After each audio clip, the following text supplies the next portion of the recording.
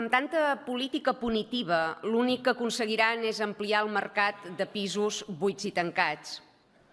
Gràcies a vostès, els propietaris no només tindran la inseguretat jurídica, també hauran de fer front a escarments econòmics absolutament desorbitats. Els escarments i la inseguretat que no tenen els ocupes ni els penques que rebenten panys. Les seves declaracions de zones tensionades han desincentivat la inversió de molts propietaris i han frenat la incorporació de nous pisos rehabilitats al mercat de lloguer.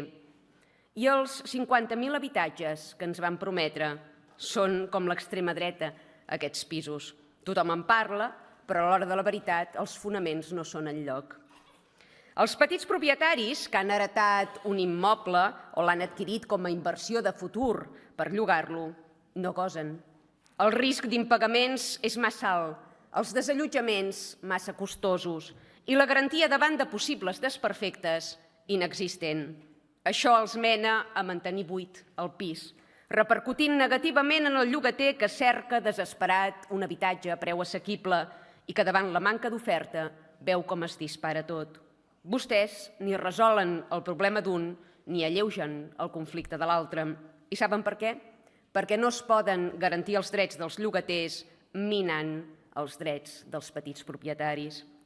La responsabilitat de la manca d'habitatge no és ni d'uns ni d'altres, ni tan sols dels fons voltors.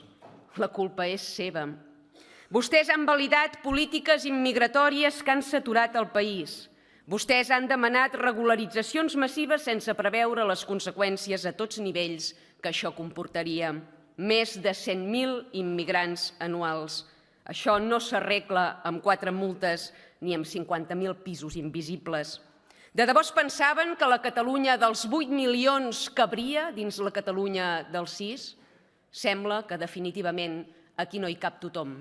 Ho podem dir o és delicte d'odi?